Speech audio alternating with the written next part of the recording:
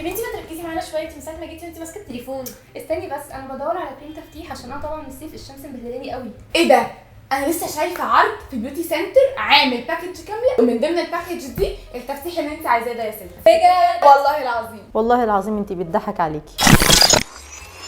عشان ما يضحكش عليكي ما تسمعيش لجروبس البنات اللي بتقولك ان الكريم ده هيفتحك في يومين. انتي ممكن بسببه تتعالجي سنتين. وما تجريش ورا عروض البيوتي سنترز لمجرد انك توفري. انتي مش عارفه اللي هيعملك الحاجه دي متخصص ولا لا. زي مثلا جلسات التقشير وحقن البوتوكس والفيلرز وحاجات كتير قوي وخدمات كتير قوي تجميليه المفروض انها ما تتعملش غير في العياده، ودلوقتي بقت بنشوفها مطروحه في البيوتي سنترز. زي مثلا التقشير والتفتيح والفيلرز والبوتوكس، دي مش مجرد حاجات تجميليه علشان نعملها في البيوتي سنترز.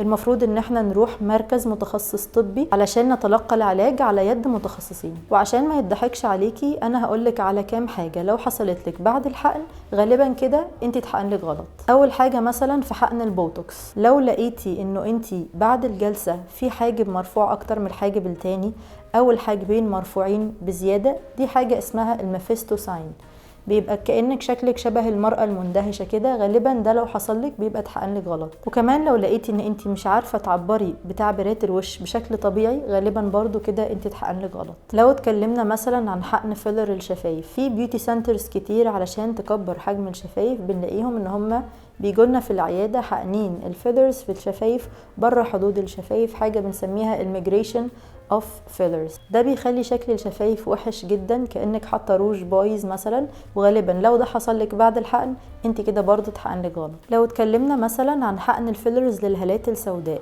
الموضوع ده ما ينفعش خالص تروحي بيوتي سنتر علشان يعملهولك، لانه لازم الاول تشخيص، لازم الاول تتاكدي ان سبب الهالات السوداء دي بسبب التصبغ ولا بسبب ان عندك تجويف ومحتاجه تملئيه بالفيلرز. من المشاكل برضو اللي ممكن تحصل لك وانت بتحقني فيلرز تحت العين ان اللي بيحقنلك ده يحقنلك بشكل سطحي جدا ويعمل لك حاجه اسمها التاندل ايفكت.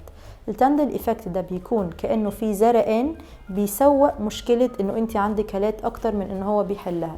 ده لو حصل لك غالبا برضو اتحقن لك غلط، لانه المفروض اللي يحقن لك يكون متخصص ويكون مشخصك من الاول صح، سواء الهالات دي ناتجه بسبب التجويف ولا ناتجه بسبب التصبغ، لان مش اي حاله هالات سوداء ينفع يتحقن لها فيلرز تحت العين. وعشان ما يضحكش عليكي اوعي ابدا تخلي حد غير متخصص يقنعك انه يحقن لك فيلرز الانف. دي بالذات لازم طبيب اللي يحقنها لك، لان المضاعفات بتاعتها لو حد غير متخصص حقن لك ممكن توصل لدرجه انه بعد الشر يحصل لك عمى. ما ينفعش ان احنا نجيب اي برودكت من صيدليه او من جروب ونجرب ان احنا نعمل كده بنفسنا من غير ما يكون حد متخصص هو اللي بيعمل لنا كده بنفسه. انت مهما قالوا لك ان البرودكت ده امن او سيف انك تعمليه بنفسك في البيت، في حاجات معينه الطبيب بيكون عارفها، امتى تعملي كوت تانية مثلا، امتى توقفي، امتى يحصل حاجه اسمها الفروستنج، لو شفتيه طب تحطي كريم ايه.